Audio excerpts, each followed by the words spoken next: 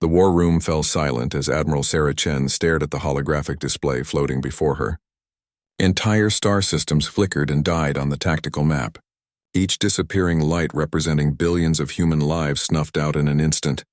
Madam Admiral, Lieutenant Commander Rodriguez's voice cracked as he spoke. We've lost contact with the new Geneva system. That makes 17 colonies in the past 72 hours. Sarah's knuckles turned white as she gripped the edge of the command console. The Zephyrian hegemony wasn't just winning this war. They were systematically erasing humanity from existence. Planet by planet, system by system, man, woman, and child, any survivors? She asked, though she already knew the answer. None, ma'am. Our long-range sensors confirm complete planetary sterilization. They're not taking prisoners. They're not enslaving populations. Rodriguez paused, struggling to find the words. They're exterminating us like insects. The bridge crew exchanged nervous glances. In 6 months of warfare, the Zephyrians had proven themselves to be efficient killers. Their crystalline ships moved like deadly specters through space, their weapons turning entire worlds into molten glass. Suddenly, the communications array crackled to life. This is Captain Jiang Wei of the merchant vessel Harmony's Dream. A desperate voice cut through the static. We're the last ship evacuating from Kepler 442b. The Zephyrian fleet is... Oh God, they're right behind us. They're not even trying to board or capture. They're just... The transmission cut to screaming, then silence. Sarah closed her eyes for a moment, feeling the weight of humanity's survival pressing down on her shoulders. When she opened them again, something had changed in her expression. Something cold and calculating. Rodriguez, patch me through to all remaining Earth Defense Force vessels. Emergency frequency Alpha 7. Yes, ma'am. You're connected. Sarah straightened her uniform and looked directly into the recording device. When she spoke, her voice carried a deadly calm that made every person on the bridge shiver. To all EDF commanders, this is Admiral Chen. As of today, the Zephyrian hegemony has declared a war of extermination against the human species. They have shown no mercy. They have taken no prisoners. They have slaughtered our children, our elders, our innocents without discrimination. She paused, letting the words sink in. Therefore, I am hereby authorizing Protocol 7. All restraints are removed. All ethical limitations are suspended. The Zephyrians want to see what monsters look like? Her smile was sharp enough to cut steel. Then let's show them what happens when you poke a sleeping dragon.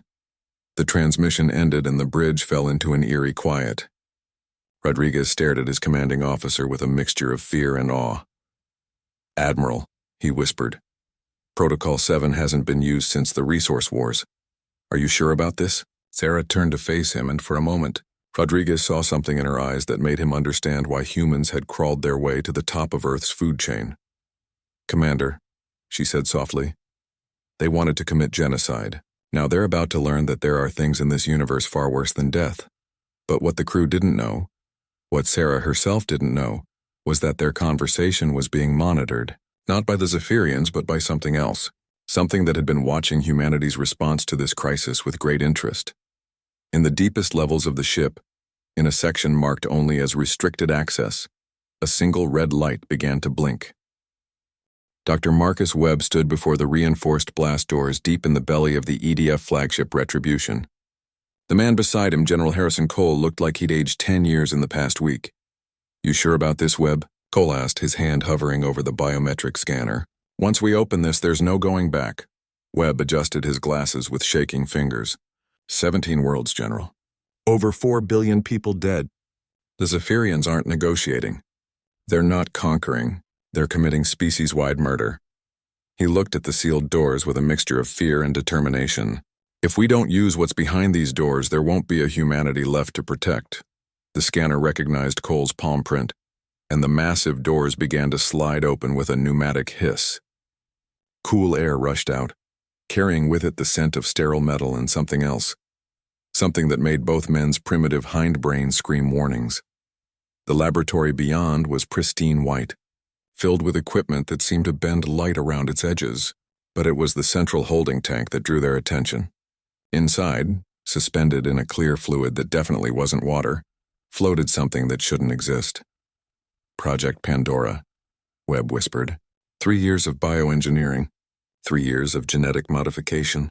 3 years of creating something that makes our worst nightmares look like children's fairy tales. Cole stared at the creature in the tank. It looked almost human, almost. But the proportions were wrong. Too tall, too lean, arms that were a little too long. And when its eyes snapped open, they were completely black, like staring into the void between stars. Jesus Christ, Cole breathed. How many of these things did you make? 12, Webb replied. 12 perfect specimens. Enhanced reflexes, enhanced strength, enhanced intelligence, accelerated healing, immunity to most forms of radiation and biological warfare, and most importantly, he paused, watching as the thing in the tank seemed to smile at them through the glass. No psychological limitations. No empathy, no mercy, no conscience. They're what humans might have become if we'd evolved as pure predators. The creature's mouth moved, and though no sound could pass through the containment fluid, both men could read its lips clearly. Let us out. Cole stepped back from the tank. These aren't soldiers, Webb, these are weapons. Living weapons. Exactly, Webb said. The Zephyrians think they're fighting humans. They've studied us, they've learned our patterns, our limitations. They know we value life. They know we have compassion. They're counting on those weaknesses. His eyes never left the tank. But these are what we used to be. Millions of years ago, before civilization taught us to be merciful. Suddenly, alarms began blaring throughout the ship. Cole's communicator crackled to life. General Cole to the bridge immediately. Zephyrian fleet detected. 70 ships closing fast. Estimated time to engagement, 18 minutes. Cole looked at Webb, then at the creature in the tank. If we do this, we become the monsters. Webb was already moving to the release controls. General, we became monsters the moment we survived long enough to build starships. We just forgot. His finger hovered over the activation switch. The Zephyrians wanted to exterminate humanity. Now they get to meet what humanity was like before we learned to pull our punches. The creature in the tank pressed its hands against the glass, those black eyes fixed on them with predatory hunger. Cole made his decision. Do it. Webb pressed the button and 12 tanks throughout the ship began to drain. But in the depths of space, the Zephyrian fleet commander was receiving reports that would have terrified him, if his species were capable of fear. Their advanced scouts had detected something impossible, human ships moving in attack patterns that defied every strategic analysis they'd developed. The humans weren't running. They weren't trying to defend. They were hunting. And in the cold vacuum between worlds, something else was watching. Something ancient. Something that remembered when the galaxy was young and humans weren't the only species to make the mistake of awakening sleeping monsters.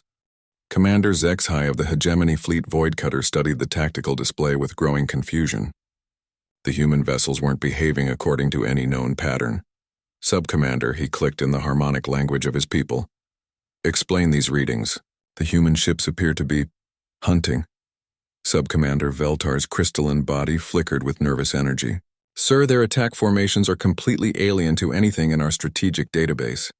They're not defending their homeworld. They're not attempting to evacuate. They're pursuing our scouts. Impossible, HFY replied.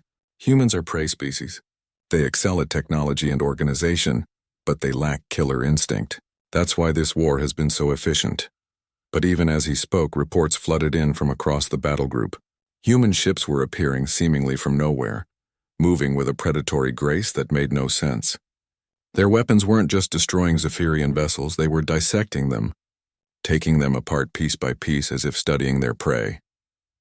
On the bridge of the EDF destroyer Nemesis, the scene would have been incomprehensible to anyone familiar with human military protocol.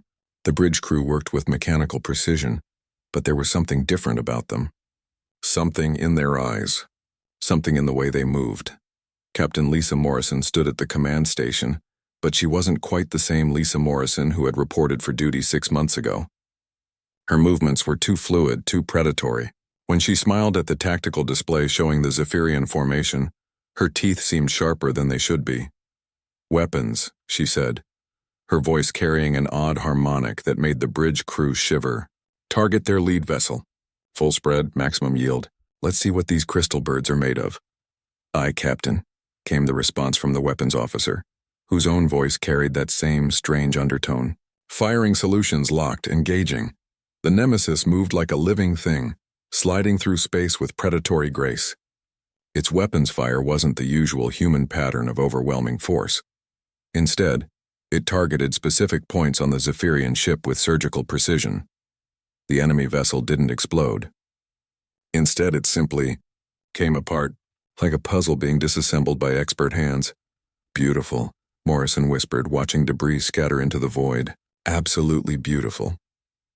Back on the Retribution, Admiral Chen watched the battle unfold with growing amazement and horror. Her enhanced crews weren't just winning, they were dominating. The Zephyrian fleet, which had steamrolled through 17 human colonies, was being systematically dismantled. "Admiral," Rodriguez said, his voice tight with tension, "the enhanced crews are requesting permission to board the surviving enemy vessels." Chen felt ice form in her stomach. "Board them? For what purpose?" "They say they want to interview the survivors." The way Rodriguez said interview made it clear he understood exactly what that meant. Dr. Webb appeared at Chen's shoulder, his face pale but determined. "Admiral, we need to let them. The enhanced crews aren't just stronger and faster. They think differently. They process fear as an asset rather than a liability. If there are any Zephyrians left alive, they'll be able to extract information in ways we never could." Chen stared at the tactical display, watching as her enhanced ships herded the surviving Zephyrian vessels like wolves driving sheep. "The things we've become," she whispered. "The things we always were," Webb corrected. "We just forgot how to let them out." On the Zephyrian command ship, Commander Zexhai was experiencing something his species had no word for. Terror. Half his fleet was gone, and the humans weren't just attacking. They were playing with their prey. "All vessels," he broadcast, "retreat to hyperspace. We must warn the hegemony. These aren't the humans we studied. These are—" His transmission was cut short as something impacted the hull of his ship. Not a weapon, something that had been launched from one of the human vessels. Something alive. The sound of metal being torn apart echoed through the ship's corridors. Then came the screaming. In the depths of the ship, 12 figures moved through the darkness. They had once been human, but that humanity had been stripped away, leaving only the perfect predator underneath. They didn't need weapons. They were weapons. The first Zephyrian they encountered tried to fight. It was over in seconds. The second tried to run. That lasted even less time. The third one they kept alive. "Please," the crystalline being begged in fractured human language. "We were just following orders. The Hegemony Council decides policy. We are just soldiers." The enhanced human tilted its head, black eyes reflecting the ship's emergency lighting. When it spoke, its voice was soft, almost gentle. "Oh, we know," it said. "That's why you're going to tell us exactly where to find your council."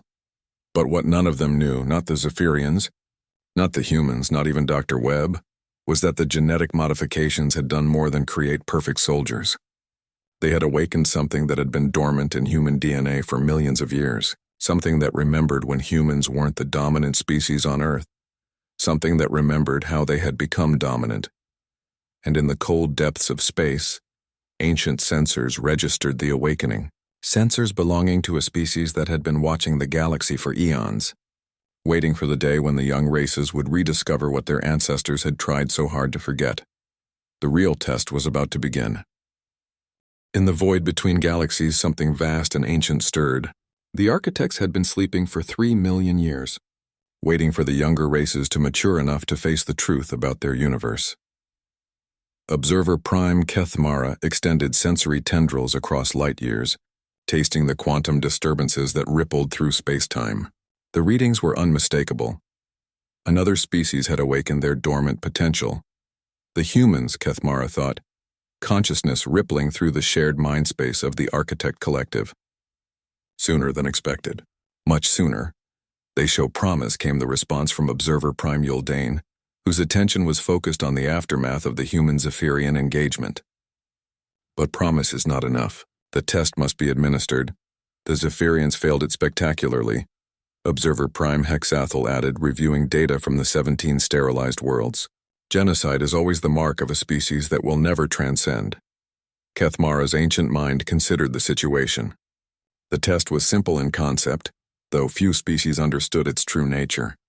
When faced with extinction, would they choose to become better than their enemies, or would they become worse? The Zephyrians had chosen genocide, systematic, efficient, industrial murder. They had failed the test before it even began. But the humans were interesting. Meanwhile, on the bridge of the Retribution, Admiral Chen was reading reports that made her question everything she thought she knew about warfare. The enhanced crews weren't just winning battles, they were conducting them like symphonies of destruction. "Admiral," Rodriguez said, holding a datapad with shaking hands, "you need to see this. The interrogation reports from the Zephyrian prisoners." Chen took the pad and felt her blood chill as she read. The enhanced humans hadn't just questioned their captives. They had taken them apart psychologically layer by layer, until they revealed not just military secrets, but the entire history of the hegemony. They learned the location of the Zephyrian homeworld in 6 hours, she whispered. "It took our intelligence services 6 months just to confirm it existed." "That's not the worst part," Rodriguez said quietly. "They also identified 17 other species the hegemony has wiped out over the past millennium. Billions of sentient beings, Admiral. Entire civilizations erased because the Zephyrians decided they were inefficient." Chen set down the datapad and stared out at the stars. Somewhere out there, the enhanced crews were preparing for the next phase of their mission. She had ordered them to find and neutralize the Zephyrian leadership. She hadn't specified how. She was beginning to suspect she didn't want to know. Dr. Webb appeared beside her, and she noticed he looked older than he had just days ago. "Admiral, I need to show you something. Something we discovered during the enhancement process." He led her to his laboratory, where holographic displays showed complex genetic sequences. "The modifications we made to create the enhanced soldiers, we thought we were adding new capabilities, but we were wrong." "What do you mean?" Webb highlighted a section of the genetic code. "These aren't additions, Admiral. They're activations. Every capability our enhanced soldiers possess was already there, buried deep in human DNA. Dormant but present." Chen felt a chill run down her spine. "You're saying these abilities are natural?" "Not just natural, ancient. Some of these genetic markers are millions of years old. They predate human civilization by geological ages." Webb turned to face her, his expression grim. "Admiral, we didn't create monsters. We awakened them." Before Chen could respond, alarms began blaring throughout the ship. The communications officer called out urgently, "Admiral, we're receiving a transmission on an unknown frequency. It's not from any human ship, and it's definitely not Zephyrian." "Put it through," Chen ordered. The voice that filled the bridge was unlike anything any of them had ever heard. It seemed to come from everywhere and nowhere at once, carrying harmonics that made their bones vibrate. "Greetings, humans of the vessel Retribution. We are the architects. We have been watching your species' progress with considerable interest." Chen stepped forward. "This is Admiral Sarah Chen of the Earth Defense Force. Identify yourself and state your intentions."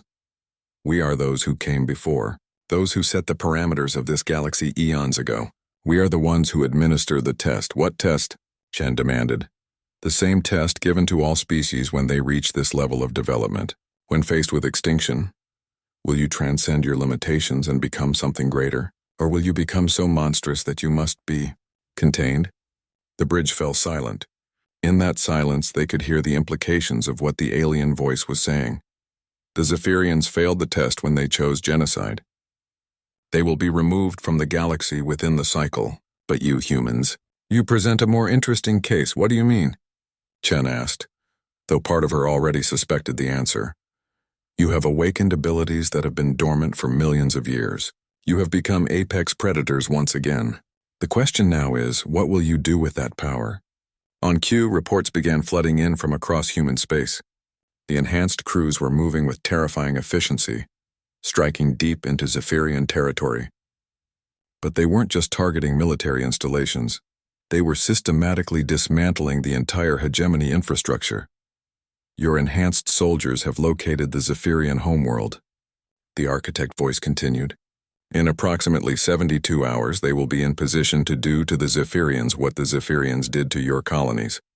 The question is, will you give that order? Chen stared at the tactical display, watching as dots representing her enhanced fleets moved inexorably toward their target. Each dot represented thousands of humans who were no longer quite human, carrying weapons capable of sterilizing entire worlds. This is your test. Admiral Chen, will you become the monsters necessary to defeat monsters, or will you find another way? The transmission ended, leaving the bridge in stunned silence. Rodriguez spoke first. "Admiral, our enhanced fleets are requesting final authorization for Operation Terminus. Complete sterilization of the Zephyrian homeworld and all major population centers." Chen looked at her hands and realized they were shaking. In 72 hours, she would have to make a choice that would define humanity's place in the galaxy forever. But what she didn't know was that Observer Prime Kethmara was already preparing the containment protocols. And in the depths of space, ancient weapons that had slept for millions of years were slowly coming online. Epilogue. The choice that defines us. 71 hours and 37 minutes later, Admiral Sarah Chen stood alone in her ready room, staring at the tactical display that showed the final positions of her enhanced fleets. They were in place around the Zephyrian homeworld. Weapons charged, awaiting her final command. One word from her, and 4 billion Zephyrians would join the 17 billion humans they had murdered. The door chimed, and Dr. Webb entered without waiting for permission. He looked like he hadn't slept in days. "The enhanced crews are getting impatient," he said. "They're sending reports every few minutes asking for authorization to commence the operation." Chen didn't turn from the display. "What would you do, Marcus, if it was your decision?" Webb was quiet for a long moment. 6 months ago, I would have said we should be better than them. That we should show mercy, find a way to coexist." He paused. "But 6 months ago, I hadn't seen what they did to New Geneva. I hadn't read the reports from the other 17 worlds. I hadn't learned about the other species they've exterminated." "That's not an answer," Chen said softly, "isn't it?" Webb moved to stand beside her. "Admiral, the Zephyrians aren't evil. They're not sadistic. They're simply efficient. They've decided that other species are obstacles to their expansion, so they remove those obstacles. To them, genocide is just pest control." Chen finally turned to face him. "And that makes them more dangerous than monsters, doesn't it? Monsters act from passion, from rage, from pain. But the Zephyrians? They commit genocide because it's Tuesday." The communications panel chimed. Rodriguez's voice came through the speaker. "Admiral, we're receiving another transmission from the architects." Chen exchanged glances with Webb, then activated the panel. "Put it through." "Admiral Chen," came that impossible voice. "Your time grows short. Have you made your decision?" "I have questions first," Chen replied. "This test of yours, what happens if we fail?" "The same thing that happens to all species who fail. You are contained until you are no longer a threat to the galaxy. And if we pass, then you join us as shepherds of the younger races. You help administer the test to those who come after you." Chen felt something cold settle in her stomach. "How many species have passed your test?" There was a pause that stretched for several heartbeats. "In this galaxy, 3, including ourselves. 3, Chen whispered. "Out of how many?" "Several thousand." The bridge fell silent. Then Chen asked the question that had been gnawing at her since the first transmission. "What did you do when you took your test?" Another pause, longer this time. "We became the monsters necessary to defeat monsters. We told ourselves it was temporary, that we would return to what we were once the threat was ended. But power once claimed is rarely surrendered, and now you're the ones who decide who lives and dies in the galaxy. Someone must. The alternative is chaos." Chen closed her eyes and made her choice. "Rodriguez, open a channel to all enhanced fleets." "Channel open, Admiral." Chen looked directly into the recording device, knowing that her next words would be heard by thousands of enhanced humans poised to commit genocide. "To all EDF enhanced crews, this is Admiral Chen with your final orders regarding Operation Terminus." She paused, feeling the weight of history on her shoulders. "You are hereby ordered to stand down. Do not engage Zephyrian population centers. Do not commence planetary bombardment." Across the fleet network, she could hear gasps of surprise and confusion. "Instead," she continued, "you are ordered to broadcast the following message to all Zephyrian receivers.